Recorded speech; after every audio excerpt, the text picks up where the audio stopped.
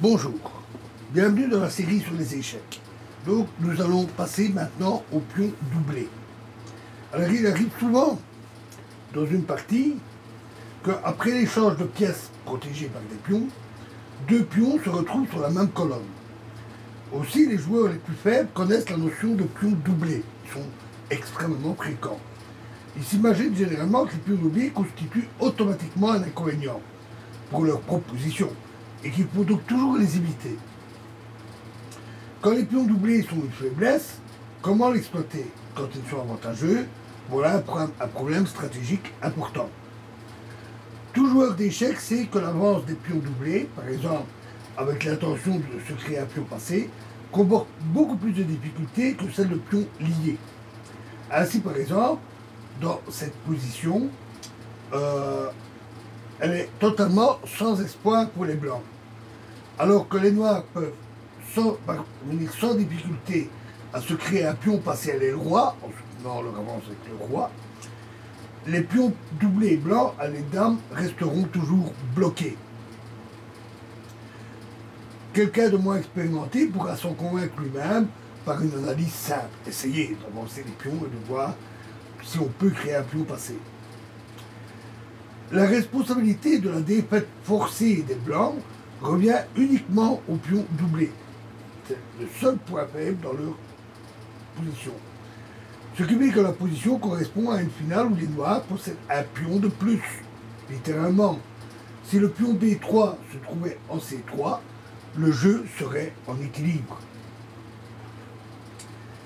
Si dans cette position, il y a bien un pion noir en C7 et un pion blanc en F2, la finale serait nulle.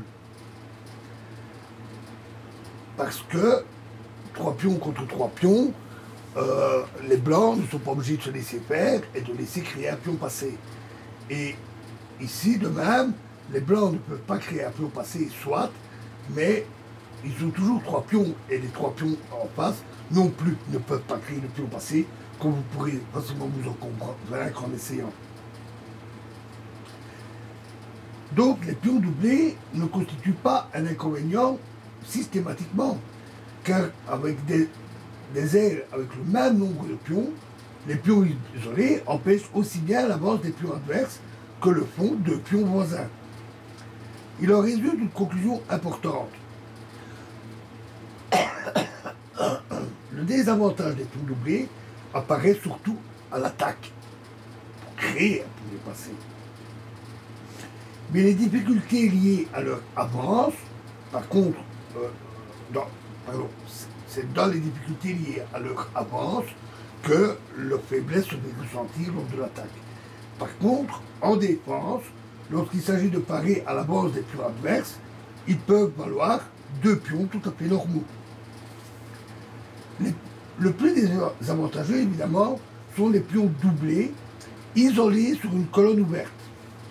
Par exemple, avec la formation A2, C2, C3, E5, F2, G2, H2 et A7, B7, D5,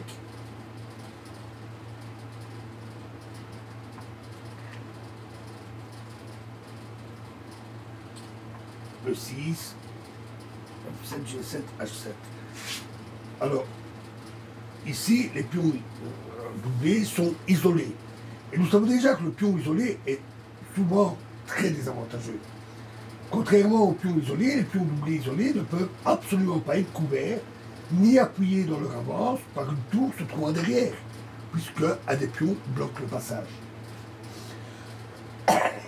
L'inconvénient des pions doublés isolés, qui constitue généralement une faiblesse stratégique décisive, c'est fréquent, ne peut être compensé que par une plus grande activité des pièces.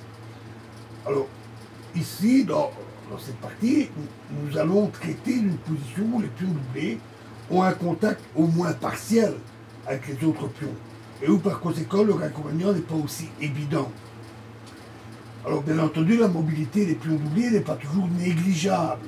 Par un soutien de pièces, il est souvent possible de les échanger après avance, valorisant ainsi une majorité de pions. Dans les exemples que nous verrons, les deux camps ont des pions doublés, mais ils sont différents quant à leur mobilité, ce qui est très important pour la définition du caractère de la position. Et donc nous verrons un premier exemple dans la prochaine vidéo. Je vous remercie.